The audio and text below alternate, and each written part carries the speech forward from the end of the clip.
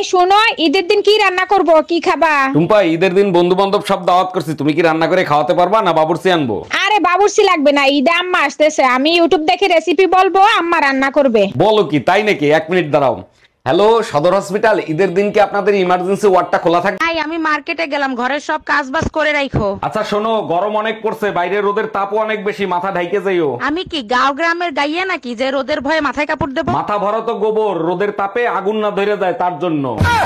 অরুণ ভাই, শুনলাম আপনি নাকি কুরবানির জন্য 1.5 লাখ টাকা দিয়ে গরু কিনছেন। জি ভাবি, ঠিকই শুনছেন, এই যে সামনের উপর রাখা আছে, দেখেন অনেক সুন্দর না? অরুণ ভাই, আপনারা তো ঠগাইয়া দিছে। এই গরু কি দেখে আপনি 1.5 লাখ টাকা দিয়ে কিনছেন? ভাবি, গরুর নিচের 33,000 ভোল্টেজের পাওয়ার ব্যাংক দুইটা দেখে। ও আমার রসের ভাবি, এই ফোনটা তোলো তো। আমি রিসিভ করছি, কথা বলো। হ্যালো। হ্যালো জান, কি করো? কে? আমি টুম্পা, সোনা পাখি। কোন টুম্পা? বুঝতে পারছি, দরজাল বউটা তোমার পাশেই আছে।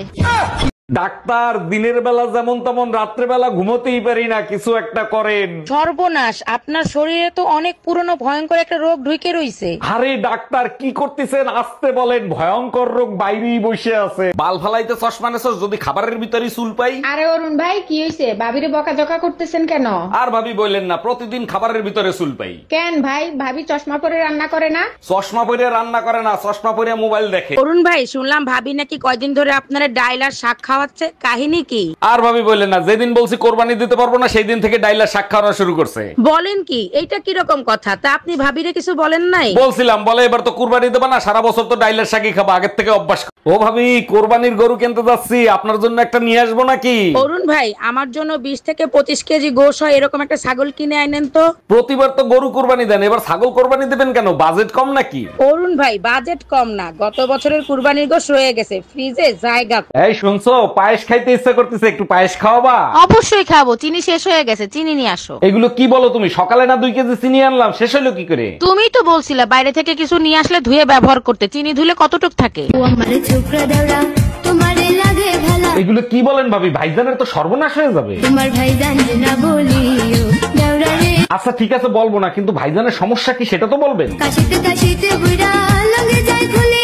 স্বামীর মুখে মুখে তর্ক করার কারণে স্ত্রীর জেব্বা কেটে দিল এক স্বামী। আমি বিশ্বাস করি না, আমি দেখবো কোথায় লেখা আছে, দেখাও। ক্লাস 5-এ 5 বার করছস ফেল, ইংলিশ পড়তে পারবি? নে পড়ে দেখ।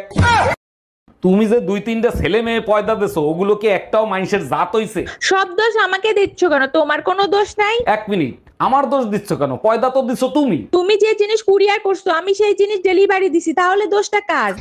ভাবি, শুনলাম ভাই নাকি কুরবানির জন্য 1 লাখ টাকা দিয়ে গরু কিনে নিয়ে আইছে। অরুণ ভাই, আর বললেন না, বলদা বেডারে কিনতে কইছি একটা আইরে গরু, কিনে নিয়ে আইছে একটা দামরা গরু। আরে ভাবি, আপনি জানেন তো ভাই একটু সরল সোজা, তার একটু শিখিয়ে দিতেন কোনটা আইরে গরু আর কোনটা দামরা গরু। অরুণ ভাই, বারবার বলছি, গরু কেনার সময় লেজ জাগাইয়া পাওয়ার ব্যাংক দেখে তারপরে কিনবা।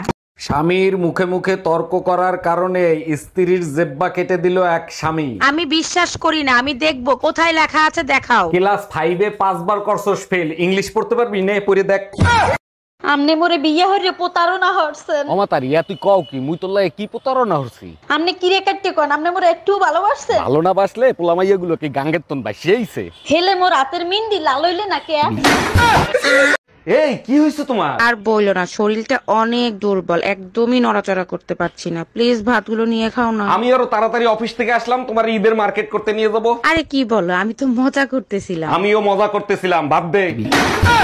এই মসজিদ কমিটির লোকজন তোমাকে ধরে পিটাইছে কেন? কি করছো তুমি? মসজিদের মিটিং চলতেছিল, আমি হুজুরে জিজ্ঞেস করলাম, হুজুর গরু চুরি করে যদি কুরবানি দেওয়া হয় তাহলে কি কুরবানি হয়? এর জন্য সবাই তোমাকে মারতে পারে না, আসল কাহিনী কি হয়েছে সেটা বলো। মার খাওয়ার পরে জানতে পারি মিটিংটা ছিল হুজুরের কোরবানির গরু চুরি হয়ে গেছে।